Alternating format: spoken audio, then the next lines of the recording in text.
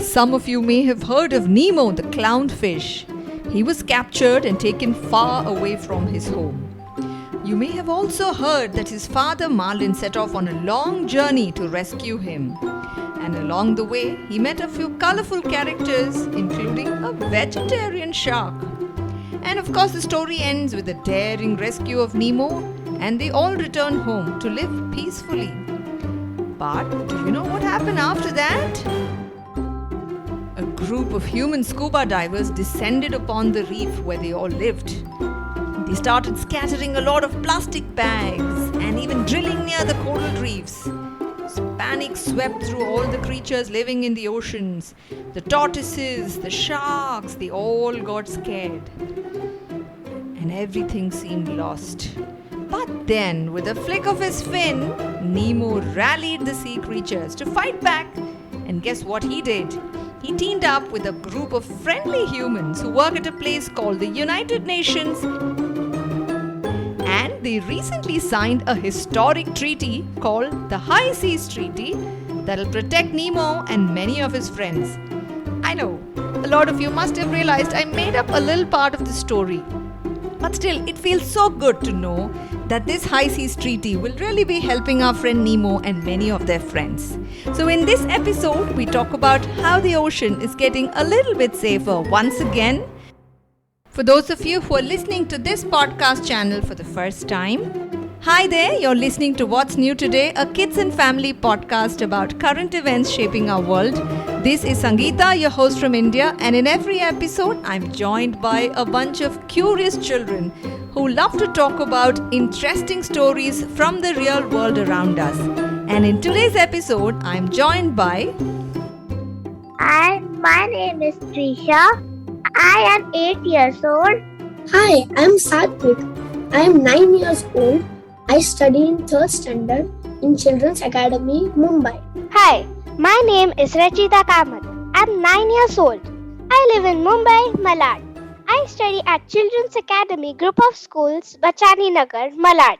Welcome to the show, all three of you. It's very nice to see these three bright young faces, especially when we're about to talk about how we're all going to be protecting all the marine life inside our oceans.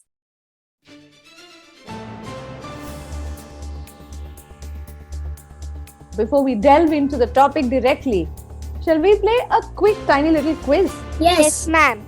Name any sea creature whose name starts with S. A sea sponge. Seahorse. Sea lion. Do you know which is the deepest point on Earth? The Mariana Trench. Wonderful. Can you tell me about a sea creature that features in a story that you all have read that you found really interesting? Yes, octopus. I had read a story where there was a dolphin that could speak to humans. The magical dolphin. I found a character in the story that is a kraken because of its huge size and the huge spots on its tentacles. But you weren't scared reading about kraken. No, I actually love the topic. Actually, the copy of the colossal squid or the giant squid. You've also seen colossal squids and giant squids. Yes, I've seen images of them. Thank God. I was wondering if you'd met them. What does the word high seas mean? Every country has a thin strip of water around 200 nautical miles. Beyond that stretch, it is nobody's waterland and it is called high seas. Does anybody govern the high seas? Can anybody say this is an area on these parts, these are the laws and rules that will work? No, nobody can say that because beyond 200 nautical miles, no one owns the ocean. Only 1% of these high seas are currently protected. Oops, it's about time we did something about them. We should not do any bad things like dump garbage, and because it is the largest habitat on Earth and it is home to millions of species. Wow! What is the interesting and positive and happy news story that we're going to talk about? High Seas Treaty is a legal agreement between the 190 countries in the United Nations for protecting the oceans and the marine life. It was signed on 4th March 2023, recently, this year. After 15 years of debate, they bring 30% of the high seas under protection. I personally was overjoyed when I read about this because for many, many years, countries could not agree upon how to save the high seas. Do you think if there had been children in that room and not adults, they would have agreed upon the High Seas Treaty earlier? Yes. Yes. I surely agreed. First we'll do what is necessary by saving the oceans, then I'll sign. That would be the reaction of a child, I guess. I think next time something needs to get done to save our planet. We should only choose people under the age of 10 to go to all of these United Nations conferences, and things will get done immediately and quickly. Let's make a list of marine creatures that we know that might form a part of the marine ecosystem. Shall we try to put together this? Seahorse, Okay. octopuses, jellyfish, sharks, dolphins, whales, Sea lion, hammer-headed shark, and other types of fishes.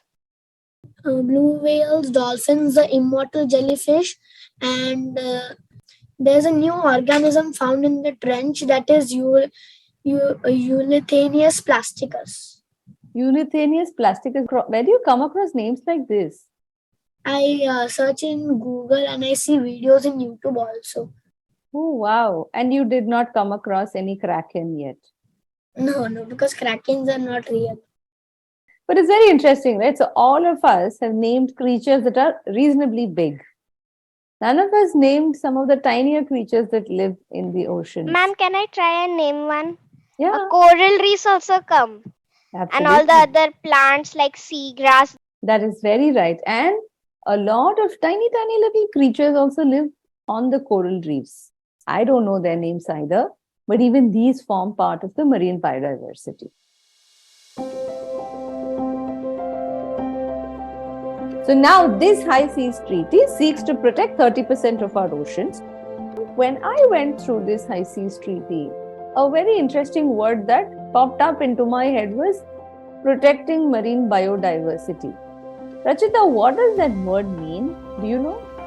Protecting marine biodiversity means the things that the oceans and marine give us, we should conserve them and protect the oceans instead of doing. Like in one of the episodes, you had told that we get petrols and other things which we require for vehicles are found from deep sea, so it harms the ocean.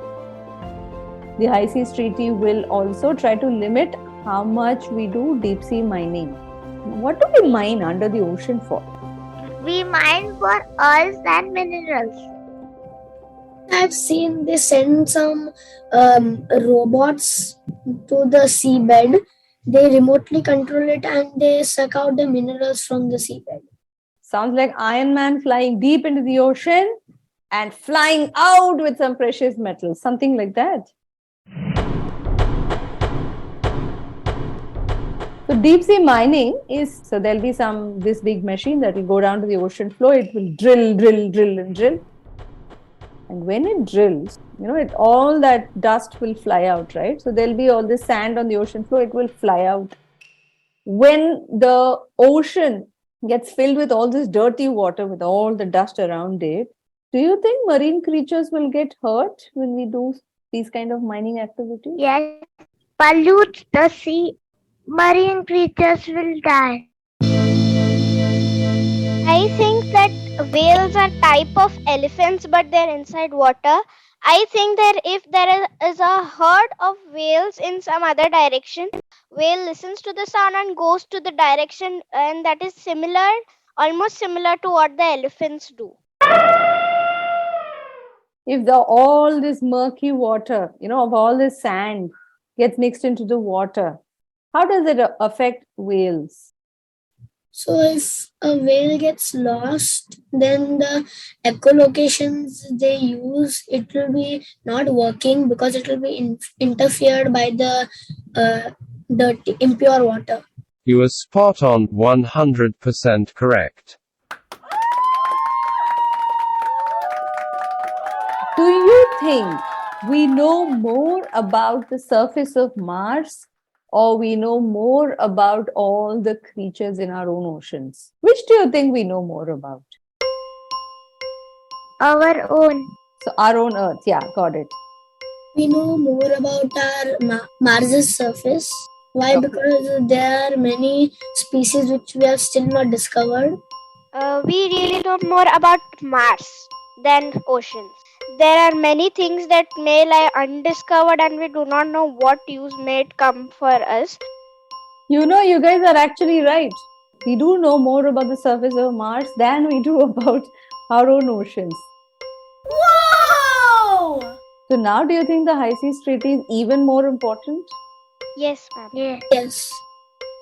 There are millions and millions and millions of species inside our oceans about which we have absolutely no clue. If you go around mining and drilling, we may lose species about whom we never knew in the first place. And so on that very positive note, we'll move on to the next interesting part of this episode, which is Quiz time! Let's see how well you listen. do y'all want to ask me questions instead of me asking you questions? Do you want to try that? Ma'am, I have a question. What are high seas? So high seas are those parts of our oceans which are not governed by a country. So each country has some ocean or some water that it borders up to 200 nautical miles that belongs to that country. Beyond that, it's all called high seas. Was I right? Yes, ma'am. What is marine biodiversity? What is marine biodiversity? Biodiversity means many different kinds of creatures that live together. So like an elephant and a centipede and a millipede and a deer and a rhinoceros all will live together. That's biodiversity. And marine biodiversity specifically refers to all those creatures that live together inside the oceans, which means the algae, the seaweed, the giant squids. When all of these coexist, that's marine biodiversity. Do you think I gave the right answer? Yes, ma'am, you gave the correct answer. Thank you very much. What is the High Seas Treaty about?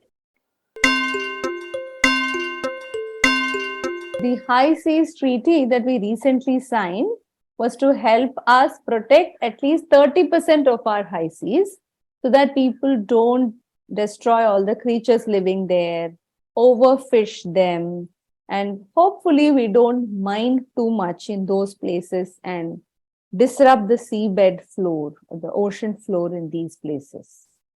Was I right with my Yes. answer? Yes. Thank you very much, Tweesha.